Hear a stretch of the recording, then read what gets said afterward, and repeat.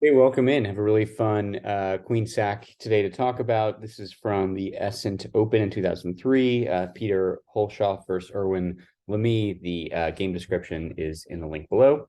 White starts here with E4. Black responds with the Caro Kann, C6. White grabs space in the center with D4, and Black responds, challenging the center with D5. White keeps the position closed with E5, and now Black brings out his bishop to f5. And this isn't the best move because it allows white to kind of push more pawns with tempo, which is exactly what he does with g4. This obviously attacks the bishop, and now the queen defends it. So black is forced to move his rook again, which is something you don't want to do in openings. You want to move different pieces instead of moving the same piece over and over. So he puts the bishop on e4, attacking the rook. But this is it's very easy to kick the bishop from this square with f3.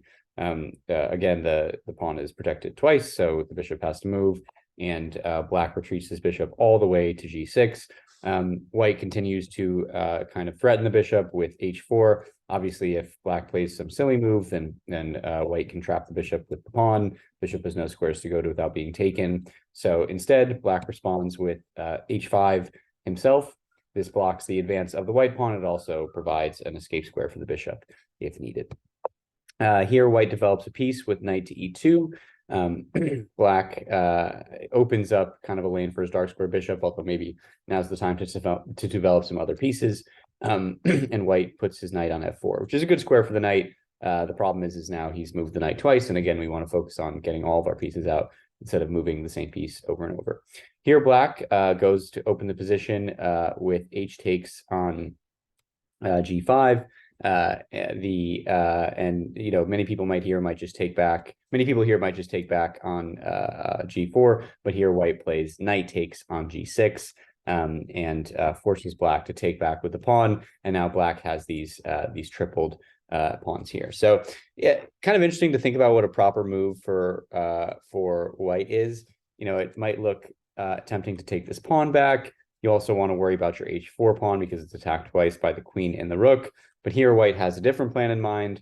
He plays queen to d3. And the idea here is the g6 pawn, the recently doubled g6 pawn for black, is super, super weak. And taking it comes with a check on the king. So white wants to get his queen in motion here. And now it's black's moves. And again, black has a bunch of choices. Black could take the pawn.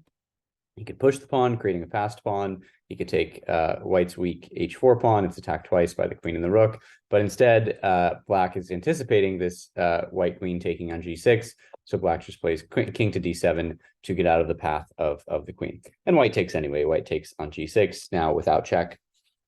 So not with the tempo here. And now the queen has moved from the defense of the f3 pawn. So black takes on f3, creating a very nice passed pawn for himself. So this was the kind of critical moment of the game early on. This is a pretty even position. It's white to move. White has this queen that's pretty far advanced in black's position. He has these nice pawns cutting off the king's escape, but at the same time, black has this really nice pass pawn that's close to white's king.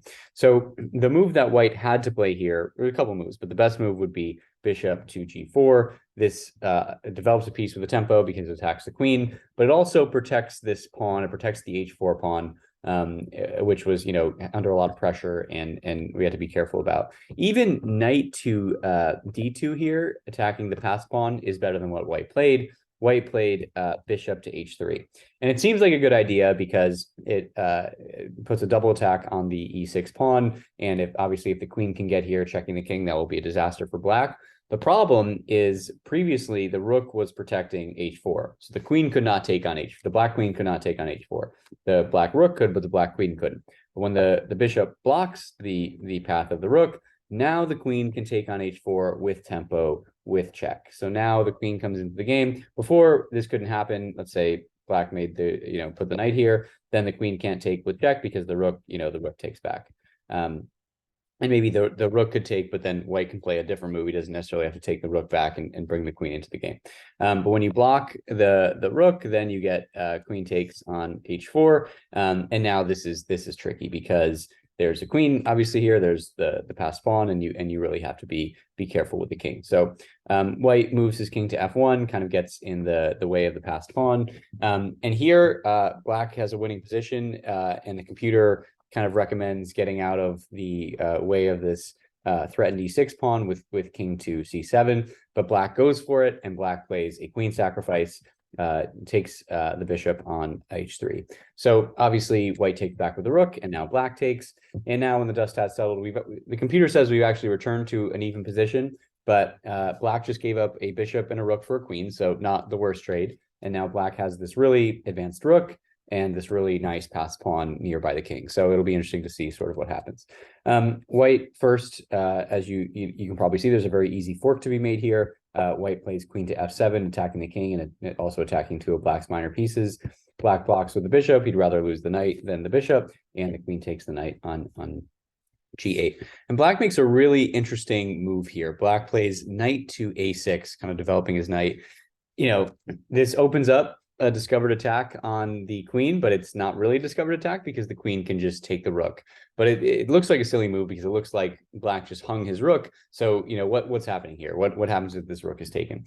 Well, if queen takes the rook, then you get this nasty bishop to h4 move. And this doesn't come with check, but it threatens the king from basically moving almost anywhere. And it threatens, in case, like, let's say white makes a silly move, it threatens rook to h1 checkmate on the next move, because the bishop is slicing this way, the pawn is taking off these squares, and the king has nowhere to go.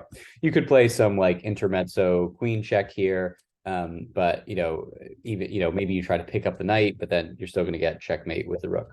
So in this case, black would have to play king to g1. But then, you're going to get all sorts. Maybe you get pawn push to f2. Maybe the king comes up the board to g2. And then black can promote his pawn just by playing h2 check, king takes, and then black comes up with a queen. This is an even position. It's white's move, but, it doesn't look as good for black. There's a bishop and a queen here. This would probably be tough to defend, and white just did not want to go into this. And this is what happens if you take what seems to be a free rook. So instead of taking the free rook, white just decided to put his queen on g7. This pins the bishop to the king, but this actually was the move that lost the game for white. So see if you can find kind of well, you can probably find it, but see if you can find the winning move here for black.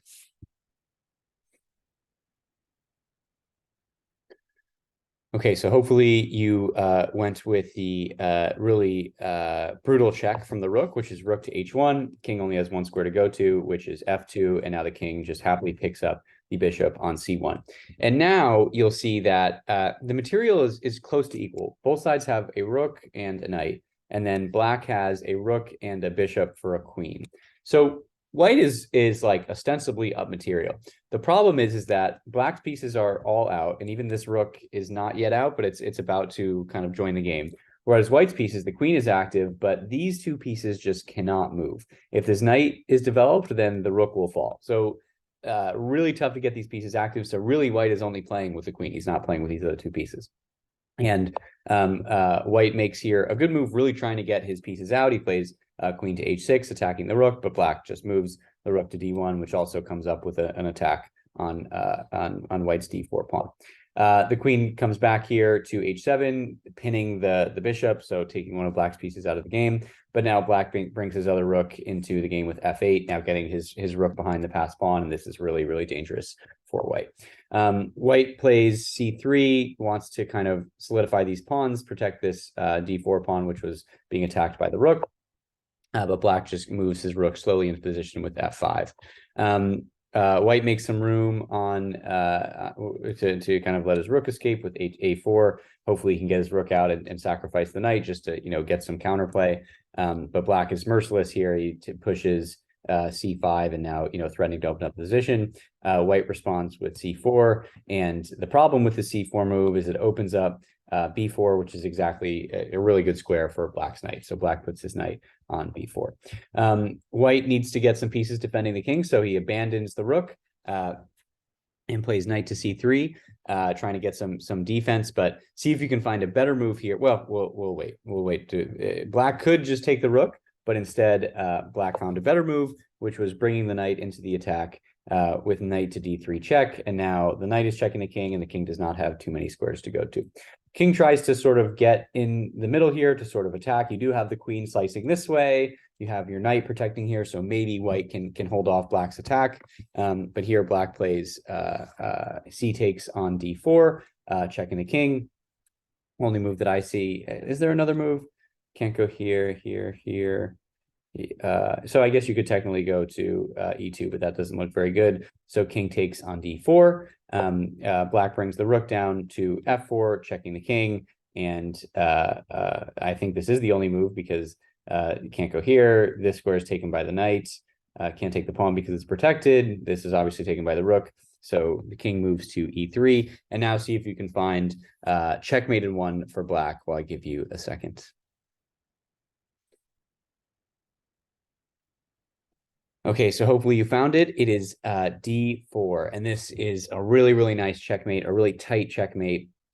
The pawn is protected by the rook, which checks the king. The rook takes off this square as well, and you can't take the rook because the knight is protecting it. You can't take the knight because the rook is protecting it, and then you can't take the pawn because this rook is protecting it. So all of these squares are taken by different pieces. This square is taken by the knight, and all of the pieces are protecting each other at the same time. So a really, really fun final position where black created this really tight net to kind of hem white in. And even with this knight protecting here, and even with this queen slicing this way, this is a really nice final mating position. So if you enjoyed it, and we'll see you next time.